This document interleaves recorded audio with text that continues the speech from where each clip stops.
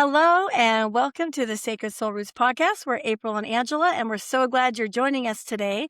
Today, we're going to talk about the circadian rhythms and living in rhythm with nature.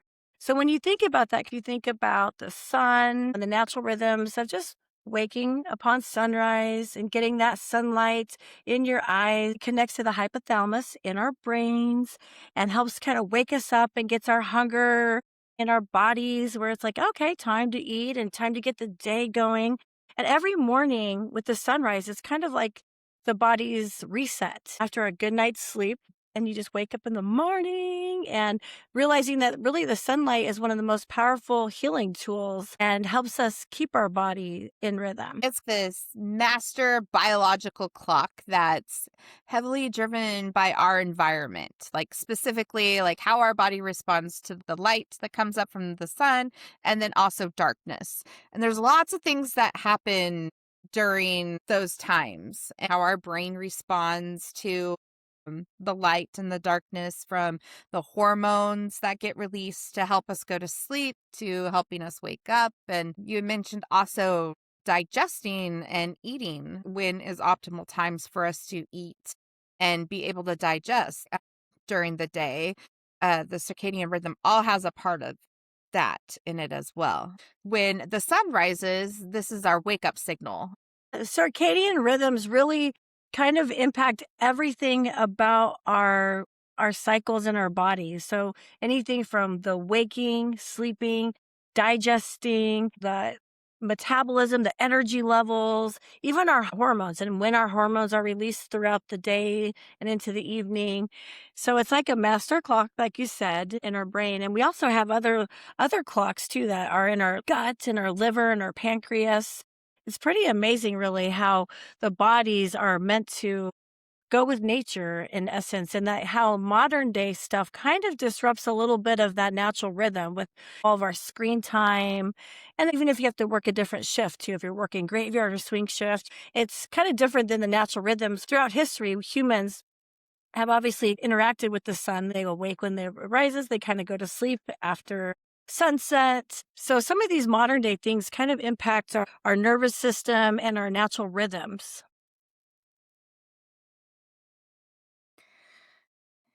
Yeah. It runs on a 24-hour clock. When the sun comes up, that helps make cortisol, waking us up. And then when the sun goes down, we produce melatonin, which helps us go to sleep. But it's important to point out that it's not a one size fits all. There's different types of chronotypes that are actually affected. And the best case that I have for this, for example, my son is a night owl. From the time he came home from the hospital, it's been super hard to get him to go to sleep at a decent hour or sleep time. And he naturally stays up late and he likes to sleep in. In spite of me doing everything that I possibly could to get this boy to go to bed on time or a decent hour for school, I failed at every single turn. And I started doing some research about it. Like, how do you get your child to go to sleep early and get him on this natural, healthy cycle? And really what I discovered is that there's different chronotypes, and that from an anthropology viewpoint, back when we were tribe members, we survived in a group. And if everybody slept at the same time, we would be sitting ducks at 3 a.m. And so it was almost like a genotype had to be born and developed to be able to stay up those late hours and be able to resist that melatonin spike, because the melatonin spike wouldn't happen until later, to keep us safe. And so that's why today, that's kind of a theory, why today we have different genotypes for the cycle, is because of our ancestral need to survive. We have night owls, and we also have what they call morning larks that wake up earlier than everybody else, like at 4 o'clock a.m., and that's just their natural clock. For some people, that's optimal. And it's genetic. I've always functioned on 4 to 6 hours of sleep. I never get more than 6 hours. And if I do, it's almost like I feel like I have a hangover. And that's also a genetic and a variant from the normal 8 to 10 hours. I couldn't imagine sleeping 10 hours. It's important to be aware of the general normal cycles, because those are what's been mostly studied, and then you can adjust those times based upon if you're a morning lark or a night owl, just by a few hours of I like those shifting. names, morning lark and night owl. Those are cool terms. Early bird gets the worm. That makes sense. While there are some generalities that fit most human nature, that there are these outliers too that serve an important purpose. I've heard of people working graveyard that get ill. They get sick. They can't do it because they're fighting their natural rhythm of working graveyard and being up all night. It can affect your immune system if you're fighting your natural sleep cycle, or in general, people are supposed to sleep at night. Our melatonin, that's when that's produced. And I keep on pointing out melatonin because I know it's one of those supplements a lot of people take to help them sleep. Have you ever taken melatonin before? I don't think I've ever tried melatonin. I've tried valerian root, which is like stinky. It has a funny smell, Hmm. and I think that worked okay.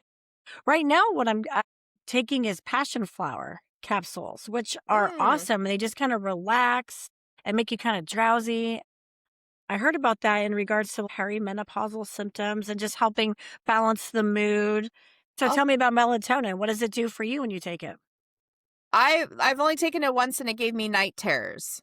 So I don't know if you've ever had a night terror, but it's like you're dreaming. You're just generally dreaming. It's not even a scary dream. It's just this normal dream. Have you ever heard something while you're dreaming and you kind of come awake and then you hear the sounds that's going on as you realize, well, that sound was me screaming. So it's this very eerie feeling to be completely sleeping, not in Wow. any fear, not in any panic, not in any stress. You're just sleeping. And as you wake up, you're hearing a screaming, very loud, piercing, blood curdling scream, and then realizing Oh. it's coming out of your own mouth. I didn't like that. That's what freaked me out. I wasn't scared until it dawned on me that it was myself and I didn't understand why I was screaming. But I was screaming. So that's what melatonin, valerian root has even done that to me. Those are the only 2 times in my life that I've ever had a night terror. It's not something that naturally occurs to me, but both trying to take a sleep aid because, again, trying to get that 8 hours of sleep that's recommended. Because I've tried different things and I've just came to the realization that 6 hours is my optimal. 8 hours feels like too much, but 6 hours is my sweet spot. Um, People can get dependent on melatonin and actually stop producing it if they take it over long period Oh. of times, especially in children. I know a lot of parents out there, and if you use it, that's fine, but you just might want to research some of those long-term uses because it can really cause a dependency. And there's a lot of research out there about negative effects of long-term use of melatonin. It can disrupt your natural production of melatonin if you take it too long. I heard about magnesium, and I believe there are different types of magnesium. So if you're backed up, that's a good supplement to have for constipation. And then there's like the magnesium nitrate that's like more helping with the muscles, muscle cramps, and those type of Mm. things.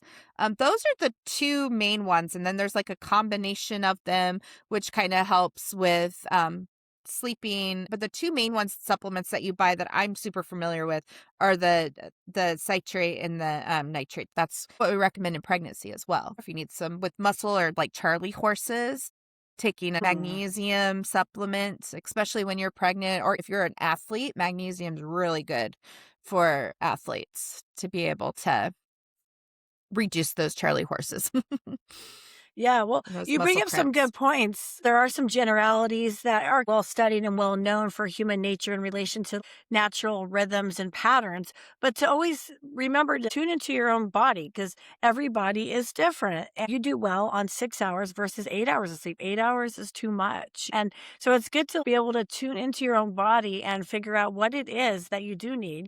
There's a general recommendation have a protein rich breakfast within the first couple hours of waking up. But some people really just don't do well eating in the morning and have to wait till later. So those are just interesting differences. And one of the generalities is to try to have your biggest meal when the sun is right up above in the sky, which is around noon, is to have your biggest Noon. meal of the day because that digestive fire is burning, a little hotter, I guess, at the hottest part of the day, which is midday. So it's interesting, but just to think about how everybody's different and to find your natural rhythm and what fits best for your body. Yeah. Well, it definitely makes sense that midpoint of your midday would give you the most time to be able to digest your meal. And so that would be really optimized. But if you were somebody that slept in until 10, 11 o'clock, waking up and eating an hour, 2 hours later, a giant meal may be hard because you're just waking up still. And so just kind of adjusting that by a couple hours if that's what your natural rhythm is. Yeah, best practice is if you can actually finish your meal and be starting that digestion process a couple hours before you go to bed, whenever that is. Sometimes if you eat something late at night, just how does that sit in your body? If you notice it like, oh, there's a lump in my stomach, sometimes it's not the best to eat right before bed. And when you sleep is when you rest, digest, and heal. And to give your body that chance to do that. Oh, that's good advice. Yeah. Another thing I was reading about their circadian rhythm, which I thought was really interesting, was the connection between fighting the natural rhythm of your body and mental health. People that tend to sleep more than recommended or that's natural for their own bodies tend to be suffering more from depression. It's the chicken or the egg effect, right? Is Mm. oversleeping causing some of the depression, or is that depression causing some of the oversleeping?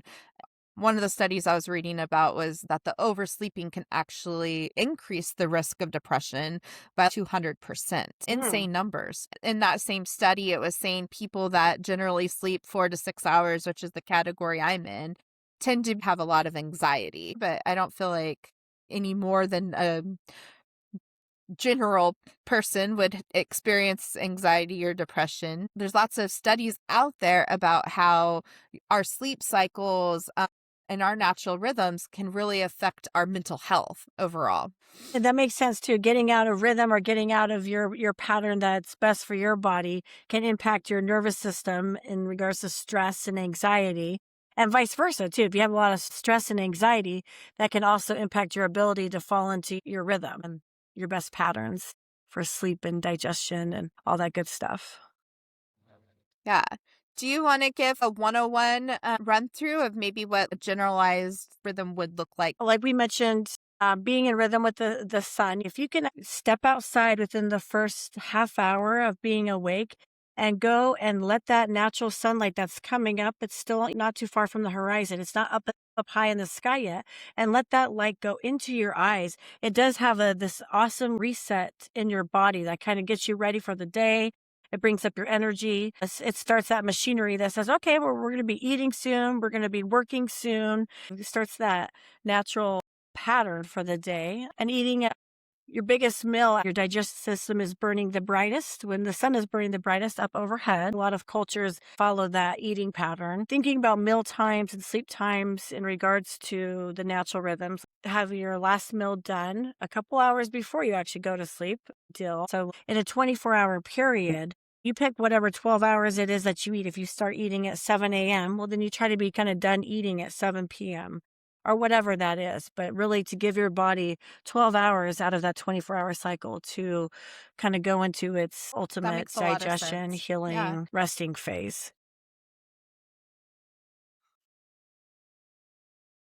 Last night, I took one of my daughters to horse riding, and we didn't get back till 8:30. And normally, I'm done eating by then, but I had a cheese quesadilla kind of late at night, and that does seem to sit as a heavy lump in I the usually body, try to impacted eat my ability three to to four sleep hours well. before I go to bed. And sometimes I can get a little bit of heartburn if I lay down and I haven't started that digestive process. I try Yes. really hard to have dinner. I stay up late. And so 7 o'clock, 8 o'clock's my kind of cutoff where I try to make sure we have dinner by 8 o'clock. But we stay up a little bit later. That's one of the reasons I homeschool is because of my son's schedule. Fighting him his whole life, trying to get him to go to bed early. It's just this ongoing fight. And then him going to school and the morning teachers being like, oh, yeah, he falls asleep during class. And I was like, he just lays there and looks at his ceiling and is like wide awake. Tried removing his games. He doesn't have his phone. And he just literally would lay there for hours just staring at his ceiling. And that really felt cruel to me. Yeah. My brother was the same way. He was really nocturnal, and my mom always wondered if it started because Mm. back then we had half day kindergarten, but he decided to do the half day in the afternoon. But she was like, "I swear that messed him up," but he never liked getting up early, and really, I actually feel almost sick Mhm. if I get up too early, and it doesn't matter if I've gone to bed and have had a nice 8 to 9 hour chunk. If I have to get up too early, I do not feel well. I feel slightly nauseous. I was born at 8:16 in the morning, and I feel Yeah, like that's a really that's good time, perfect. my natural wake up between 8:15 and 9. Yeah, that's nice. Like, this whole idea of this grind that they have us Yeah, on, the 8 to 5, and sometimes earlier, or 7 to 4, the general grind is hard, I think, for some of. I think so. Like you said, every body is different. It's interesting when you start listening to people and some of the symptoms that they have, physical symptoms that start happening. Like I'm nauseous. For me, the first couple hours when after I wake up, regardless of what time I wake up, I can't eat. Mhm. I cannot eat. I feel like I'm going to throw up. I get super nauseous. And so oftentimes my first meal is that midday meal. I just eat in the afternoon. It's not like I feel Mhm. hungry. So just listen to my body, and I have my coffee in the morning to help wake me up. And I've been getting mm, oat milk with extra protein. And I know there's concerns about oat milk and the pesticides, but it's just a little bit I put in my creamer. It has extra protein in it, and I think that's super helpful to help get my body stimulated without a full meal. Yeah, same with the kids. What I'm doing now is a meal replacement protein shake made with all kinds of good stuff. The chocolate shake, because Mm. the kids do not want to eat in the morning. I have to drop them off by 7:45, and they're like, "Mom, I just don't feel good if I eat." So the shake made with ground up ice and almond milk and banana and peanut butter, they can at least get that down. They enjoy that, but they don't want to eat first thing in the morning. A couple of them just say, "I feel ill if I force something down." I tried fruit, like apple slices, and some of them were like, "No, I'll just do the shake, Mom. Like, that's all I can handle." There's something about the act of eating and the saliva of breaking down food in the morning for me makes me ill. That's what makes me feel sick is when I have to physically chew on something. I can drink things. I can drink protein shake. I can drink a smoothie. I can have coffee with extra protein, those type of things. And I feel fine. But as soon as I start having to like physically chew to break down the food is where my belly starts going, ooh, not a good idea. Yeah, interesting. It must be how my kids are. Looking into the natural rhythms in my coaching program, it's kind of drawn me to the Ayurvedic doshas and learning more about that whole system. Where Ayurveda stands for the science of life. Hmm. And it goes into meal timing, sleep patterns, but all in relation to the rhythm of nature and humanity together. Yeah, that sounds exciting. Yeah. You'll definitely have to share that information. And Yeah. I mean, even if you look at nature, though, we have animals that are out in nature that are nocturnal and some that stay up all night, some sleep all day, some are up during the day and sleep all night. Animals have different patterns too. So, really, it's not against nature when somebody's time clock is switched or changed. It's just a variant of nature. Yeah, yeah, there's just some generalities that Mhm. fit most, but not all. But yeah, exactly. Realize on an individual basis, when do you naturally feel most creative? When do you want to wake up? I've always been like, if I can get solid 9 hours, that's what fits me best. When I decide my body's shutting down, when I'm tired, it's like, gotta Lights go, out. Yep. shutting down. Time to extend our days. And really, that's kind of the natural rhythm of nature. Our days are naturally extended during those summer hours. There's always been talks about no more daylight savings, people wanting to do away with it because it no longer really fits our society anymore. But what are your thoughts about that? Just pick one way and stick with it. I just feel like pick one and let's just adjust Especially with accordingly instead of having to change, connecting with change. people from all over the world via the internet, and we should stick to more of a universal way of timing. They don't change. Yeah.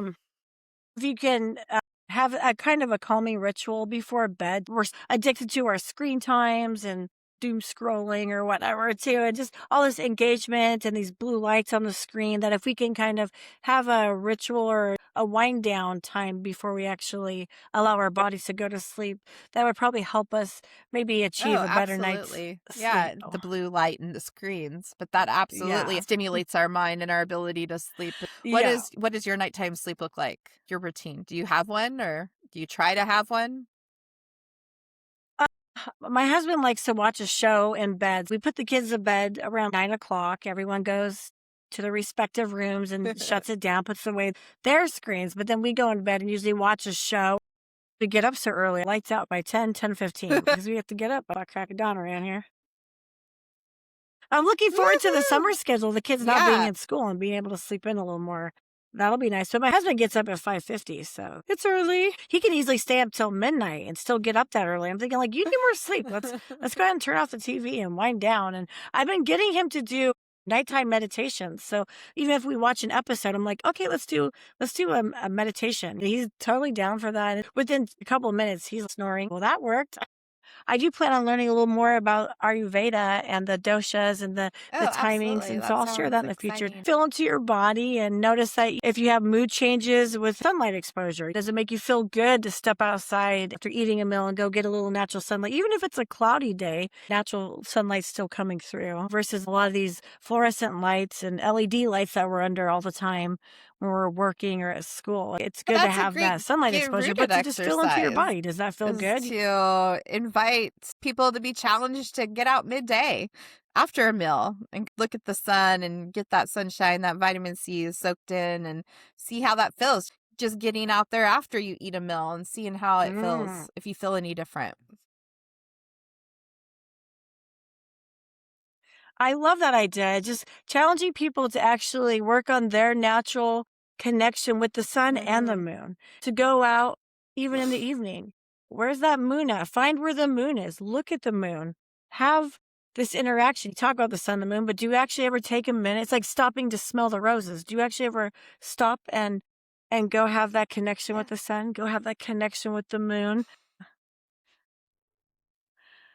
All righty. The only thing I want to say is that we will be having a free webinar coming up. If you are available on Tuesday, June 9th at 5:30, we're going to be having a free webinar that's called Running on Empty, and it's all about how to reset your nervous system and lead without burnout. We invite you to sign up. You can go to our website at www.sacredsoulroots.com/free webinar and just put your name and email in there, and that's how you get signed up. And then we will see you on the 9th at 5:30. All right, till next All right. time. Yay. Well, sending lots of Bye. love. Thank you. Bye.